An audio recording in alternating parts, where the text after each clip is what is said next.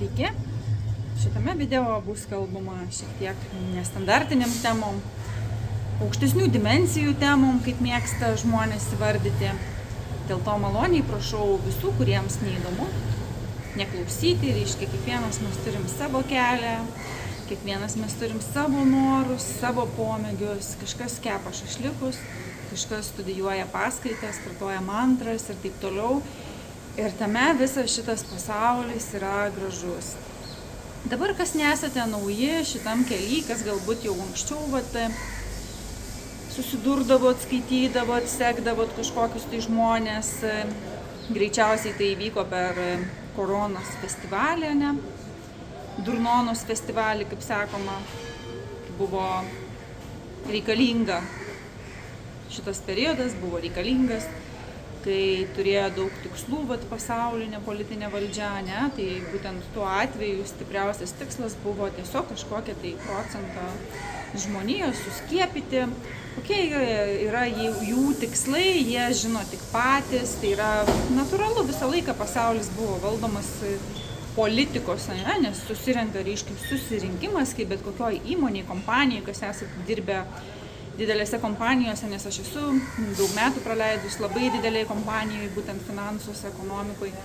Ir ten visada yra slapti susibūrimai, iš kurių vykdoma visa kompanijos politika. Tai lygiai taip pat ir pasaulis, ne? Dabartinis pasaulis, kuriame nebėra kažkokio tai dieviškumo, kažkokio suvokimo, kad aš amžina dvasinė siela, gebėjimo gydyti tiesiog momentiškai viską iš karto, be jokių kažkokių tai vaistų ir taip toliau.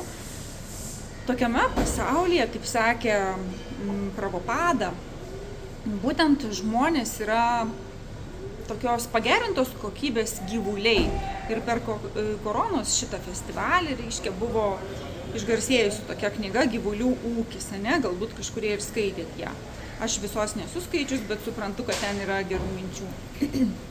Nes mūsų laikas ribotas, ne? Mes čia užsimdami kažkokiom tai nesąmonėm, tiesiog trumpinam savo gyvenimą, kurį galėtumėm panaudoti tam, ko iš tikrųjų mums reikia, mūsų sielai reikia ir ko mes iš tikrųjų giliai širdį norime, ne? Taip, tai reiškia pagerintos kokybės gyvuliai. Ką tai sako? Tai kad žmogus, nesvarbu, kad tose yra kūnuose, vaikštom kūnuose, gražiai apsirengę, išsidažę, ten prisiauginę plaukus, reiškia, nagus, viską, ką tik galim.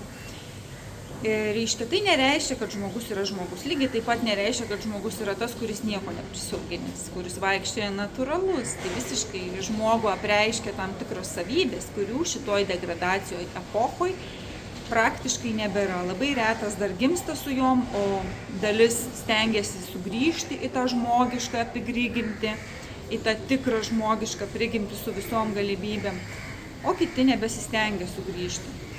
Ir visur, jeigu skaitėte per tą visą Koronos festivalį, kad pasaulis išeina į naują išmatavimą ir taip toliau. Ir kažkokia prasme tai yra tiesa, nes, reiškia, būtent šitoj žemėje, jeigu anksčiau mes buvom kažkokie visi vienodi, panašus maždaug ten, plius minus, ne, galbūt vienas kažkokio kūno defekto turi, kitas proto defektų turi, kitas dar kažkoks charakterio skirtumai. Tai dabar po viso šito išsiskaidė savotiškai ir pasaulis, jisai pasidalino į tokias ryškės dvi dalis, tai apie tą tokį kaip peršokimą į kitą pusę buvo irgi labai daug kalbama, kad peršokti į naująjį pasaulį, tai reiškia tapti kūrybišku, inovatyviu, gebančiu prisitaikyti, gebančiu neprisirišti nei prie nieko, nei prie draugų, nei prie darbo, nei prie uždarbio šaltinio, nei prie profesijos, nei prie nieko. Aš galiu būti viskuo, o kodėlgi ne? Galbūt šiandien aš dalinuosi išmintingais tekstais, o rytoj gulėsiu po krūmų ir rūkysiu žolę. To niekas nežino. Aš priimu viską, visapusišką šitą pasaulį, koks jis bebūtų, gražus, tobulas ar netobulas, reiškia. Šito prasmė yra tokia, kad būtent kad žemėje vyksta dabar toks kažkoks tai progresas, sąmonė keičiasi, tai buvo pranešta per visas planetas ir tos gyvos būtybės, reiškia, jos panorėjo įsikūnyti štai čia žemėje. Ir čia priėjo visko ir visokiausių. Iš visokiausių pragaro planetų, iš visokiausių baisybių ir iš visokiausių pusdievių planetų, iš rojinių planetų, iš visur susirinko čia žmonės. Ir jie nori tik tai vieno tikslo, jie supranta, kad yra atverta galimybė, ta prasme, tokios sielos prasme išeiti į tokias vietovės ir tokius būtis, kur anksčiau niekada nebuvo galima. Ir dabar, jeigu bet kokią mano šitą frazę, ką aš čia kalbu, klausys žmogus, kuris yra iš patobulintos gyvulių klasės, tokios, sakykime, jisai tikrai nesupras, tai norės žvengti, norės juoktis, dar kažką, ką čia nusikalba, bet galbūt giliai viduj sukirbės kažkas, kad taip, kažkas gali būti tokio.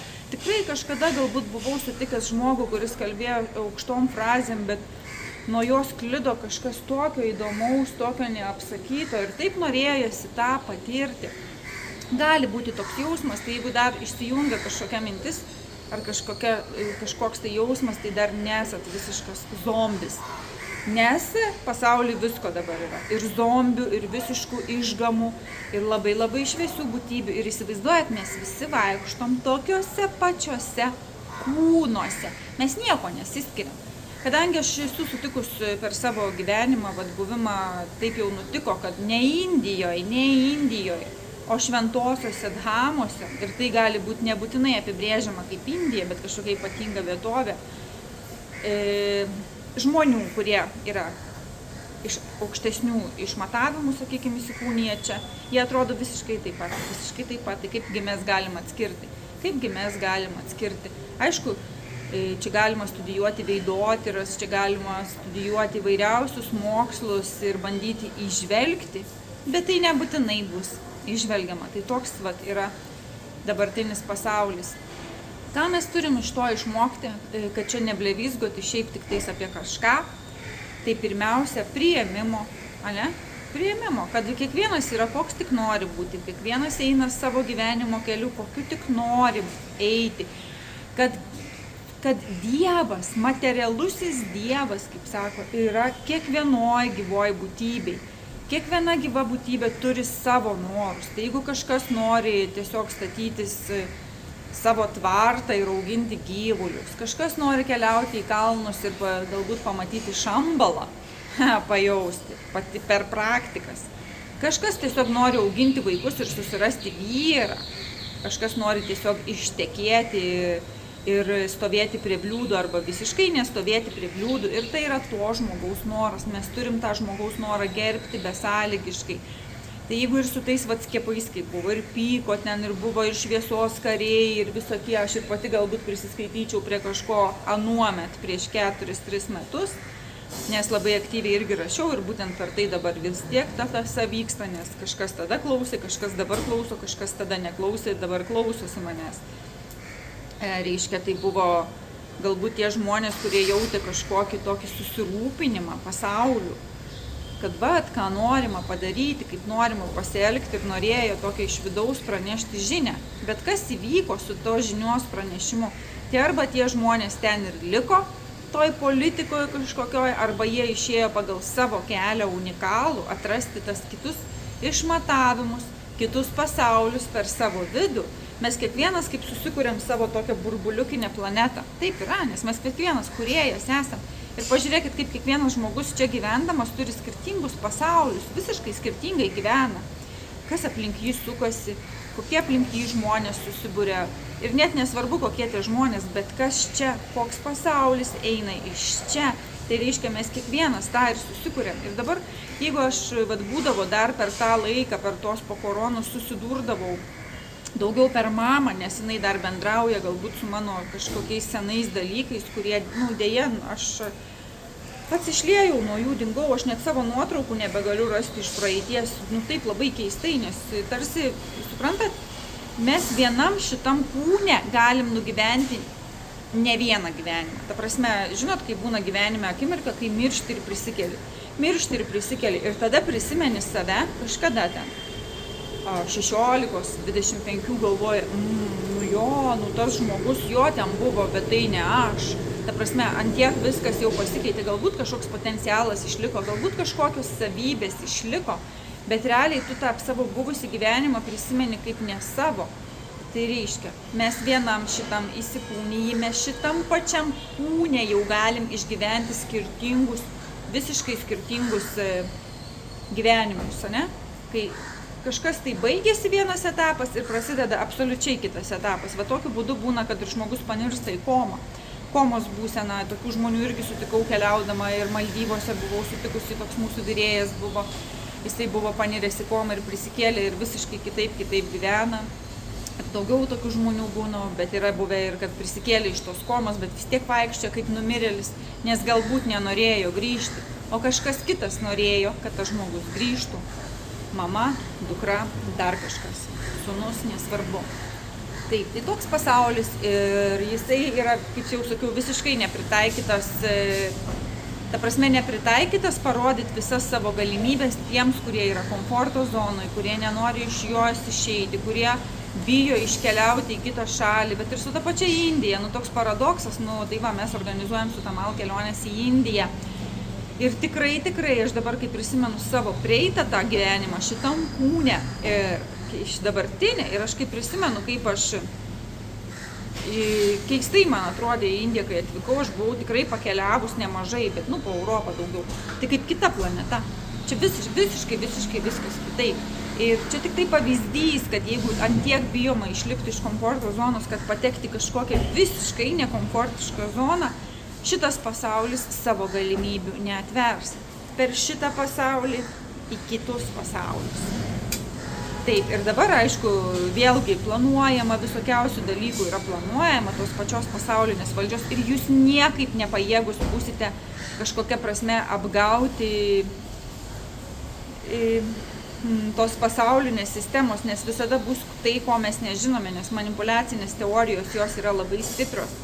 Todėl tik tai per savo tą vidinę kūrybą, per savo asmeninio pasaulio, tos planetos kūrimą, savo susikūrimą, mes visiškai nepakliūsim į tos kažkokius tai baisius dalykus, kur kalba, kad tai tarsi yra šitam pasauly, bet mes gyvenam visiškai kitaip. Ir kaip sakiau jau, toks visiškas atsiskirimas matosi. Iš tikrųjų, tai visi tie, kurie skiepijos ir taip toliau, buvo pasakyta, kad iki 2025 galo tarsi didžioji dalis turėtų palikti kūnus ir tai labai jau vyksta. Aš kai sakiau, kad tik per mano mamą dar lieka tas kažkoks kontaktas, tai norėjau pasakyti, kad kiek mama sako, ten nieko daugiau ir nekalba tik apie ligas.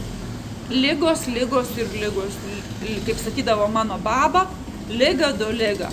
Ta prasme, vien tik problemos, vien tik blogai, viskas blogai. O kažkas kitas gyvena ir jam absoliučiai viskas yra gerai. Nors iš šito žmogaus požiūrio jisai galvotų, kad jam blogai, jis gyvena šiknoj. Bet tai ir yra vidinė, tokia vidinė būsena, kaip tu jautiesi su savim savo gyvenime. Ir mes šito niekaip negalim sumeluoti niekam, niekaip. Kaip aš jaučiuosi su savim savo gyvenime. Ar tai kažkaip sušiktai, ar tai kažkaip palaimintai, nuostabiai. Ir ką aš darau? Kodėl? Ar aš tiesiog kaip gyvulys griaužiu šieną? Ar aš suprantu, kad pasaulis yra didžiulis ir darau kažkokias tai praktikas ir galbūt palaikau ryšius su visais pasauliais, o kodėlgi ne, tai yra visiškai normalu, pakartoju. Kam yra įdomu, niekada šitokių video neklausykite, toliau griaužkite šieną. Ir tai yra be galo nuostabu. Tai yra tiesiog pasaulio įvairovė ir nuostabi fantastika. Taip, tai dabar, reiškia, dar kokią frazę norėjau pasakyti, nežinau, ar jinai bus suprantama, bet mes atėjom į šitą pasaulį, gavom čia kūnus ir nuolat viską vartojam. Tikrai niekaip nepasakysit. Aš, pavyzdžiui, irgi esu vartotojas. Valgau, daržovės auginu, nusiperku, nesvarbu, bet valgau. Vis tik suvartoju. O ką aš duodu šitam pasauliu? Ką aš duodu šitam pasauliu? Tai reiškia, kad nuo tos minutės, kai mes čia atėjom viską valgyti, griaužti, vartoti, naudotis, teršti, mes tapom kažkieno maistu. Ir tai yra tie astraliniai pasauliai, kurie maitinasi žmonių energiją ir gyvena jų kūnuose už juos, ne pagal jų norus, ne taip, kaip jie nori, o taip, kaip kažkas kitas nori. Kažkas tampa budeliu, kažkas tampa auka, kažkas tampa kitų kempinę, bet ne savo, tą per vieną gyvenimą mes galim taip šokti, realiai. Ta prasme, nerealiai daug galima pasiekti, bet reikia eiti per čia ir nieko neplanuoto. Ir kažkiek išgirsto, priskaityto ir žiūrint, kur mes norėsime eiti. Jeigu mes norėsime eiti į atitinkamus aukštesnius dažnius, mes turėsim turėti iš ten palaiminimą, tai yra dvasinį mokytoją.